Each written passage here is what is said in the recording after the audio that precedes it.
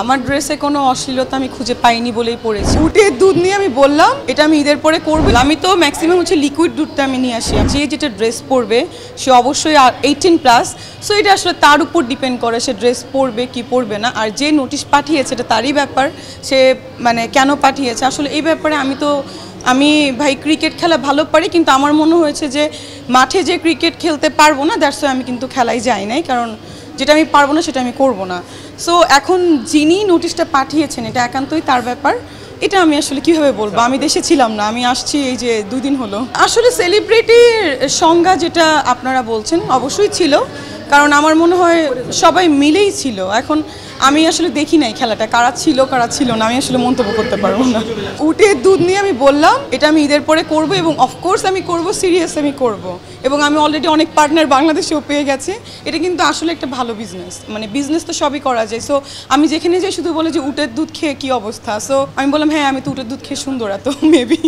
আমি তো ম্যাক্সিমাম হচ্ছে লিকুইড দুধটা আমি নিয়ে আসি, আমার বাবা খায়, বিকজ আমার বাবা একটু সিক, সো ওইটার জন্য আমি এটা নিয়ে আসি লিকুইড মিল্কটা। কিন্তু এটা তো আসলে লিকুইড মিল্ক ইম্পোর্ট করা ভেরি ডিফিকাল্ট, তার জন্য আমরা পাউডার মিল্কটা আনি। তো সালামি 1-2 লাখ টাকা বছরে আসে একবার ঈদ, আমি একবার যদি 1-2 লাখ সালামি না, আমার বছর চলবে কিভাবে? আমি আরেকটা কথা বলতে যে আর্টিস্টরা তো আসলে অনেক টাইপের ড্রেসই পরবে, ভ্যারিয়েশন থাকবে, কিন্তু আসলে প্লেস ওয়াইজ এক একটা, যেমন আমি অ্যাওয়ার্ডে এসেছি, সো আমার লুকসটা অ্যাওয়ার্ডের মতো হতে হবে। সো আমি যেহেতু মাঠে খেলতে গেছি, হয়তো বা যারা নোটিশ পাঠিয়েছে তারা হয়তো বা চেয়েছে যে অনেক ওই টাইপের ভালো ড্রেস পরা, এটা আসলে আমি বলতে পারবো না। যিনি পরেছেন বা যিনি পাঠিয়েছেন তারাই বলতে পারবে। বাট আর্টিস্টদের যদি ফলো করা হয়, তো আসলে আমরা যেভাবে গেট আপ করি আমার মনে হয় না নর্মাল পার্সনরা বাইরে সেরকম গেট আপ করতে পারবে, কারণ নায়ক নায়িকা বা আর্টিস্ট মডেল কিন্তু ডিফারেন্ট জিনিস। আপনারা দেখেছেন যে কানসে যায় মানুষ বিভিন্ন ড্রেস পরে। আমি দুবাই এবার যাইনি, আমি আসলে 3 মাস হয়ে গেছে দুবাই যাই না।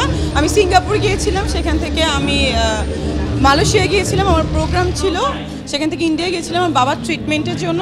আফটার ঈদ আমি যাব দুবাইতে। আমি সান্ডা তো প্রথমেই শুনলাম, এই 2-3 দিন শুনছি সান্ডা জিনিসটা, এবং আমার হাউসেরও আমি 2টো ছবি ডিক্লারেশন দিয়েছিলাম, সেটাও হবে। বিকজ আপনারা জানেন আমি একজন ডক্টর প্রফেশনালি, সো আমার আসলে টাইম হয় না। আমি ইউকেতে কিন্তু এখনও আইন নিয়ে পড়াশোনা করছি, আমার 5th সেমিস্টার শেষ, আমি ইউনিভার্সিটি অফ এসেক্সে পড়াশোনা করছি ওখানে। সো আমি আসলে পড়াশোনা নিয়ে ফ্রি টাইমে বিজি থাকি, আমার বিজনেস নিয়ে বিজি থাকি। সো আর মিডিয়াটা আমার শখে, সো আই লাভ মিডিয়া, আমি এটা ছাড়তে পারবো না। দ্যাটস ওয়াই যখন ফ্রি থাকি আমি তখন কাজ করি। তো ওয়েব ফিল্ম একটা হচ্ছে, আর ওটাকে সিনেমাই করা হচ্ছে, আপনারা দেখতে পারবেন ভেরি সুন। আমার 6টা ড্রেস এসেছে, 6টা ড্রেসের মধ্যে এটা একটা 3 নাম্বার, আরও আছে 3টা। সো দাম তো ওই যে বললাম তারা বলতে পারে, বাট আমি দেখেছি হয়তো বা 4-5 লাখ 6 লাখ এরকম হবে এক একটা ড্রেস।